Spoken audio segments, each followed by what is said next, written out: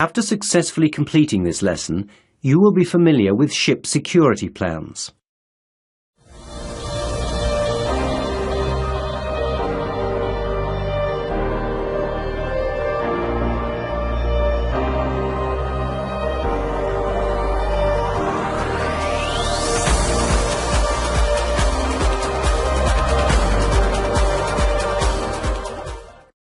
A ship security plan is a document stating detailed procedures for prevention and response to security threats.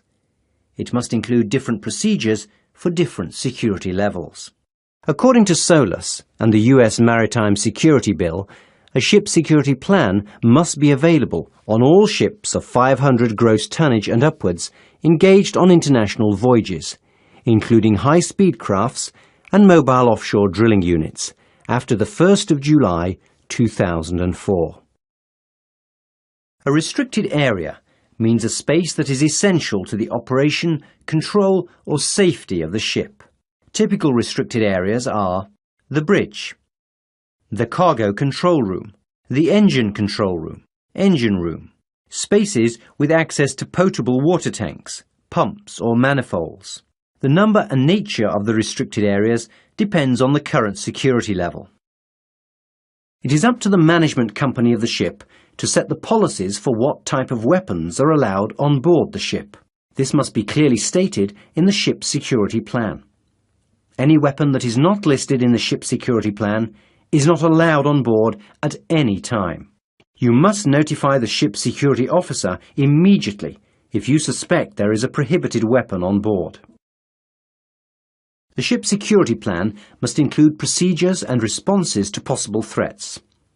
These procedures might include the following actions: securing all access to the ship to prevent intrusion, performing emergency shutdown of main engines to prevent unauthorized operation, securing non-critical operations to focus attention on response, alerting ship and shoreside authorities of an incident, rendering assistance to a nearby ship undergoing an unlawful act that threatens its security, responding to the detection of stowaways or intruders, repelling boarders, addressing a malfunction of onboard security equipment, screening the underwater hull, or searching the ship in response to bomb threats, specifying the kind of communications to use in the event of a breach of security, an unlawful act, or other emergency, coordinating with waterfront facility response procedures.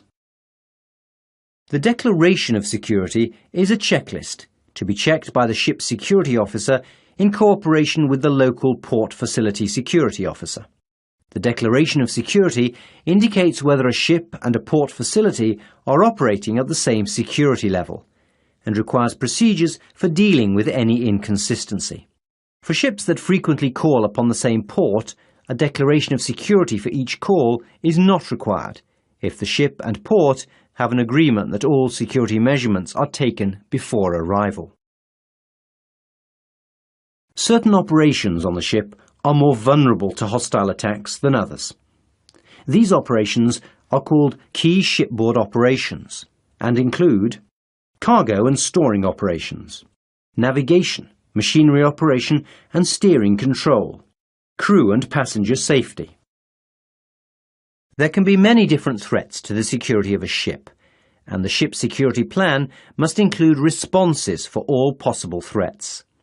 Some examples of possible threats are damage to or destruction of the ship or of a port facility, for example by explosive devices, arson, sabotage or vandalism.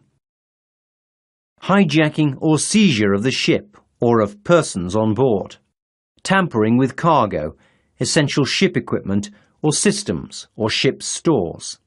Unauthorized access or use, including presence of stowaways.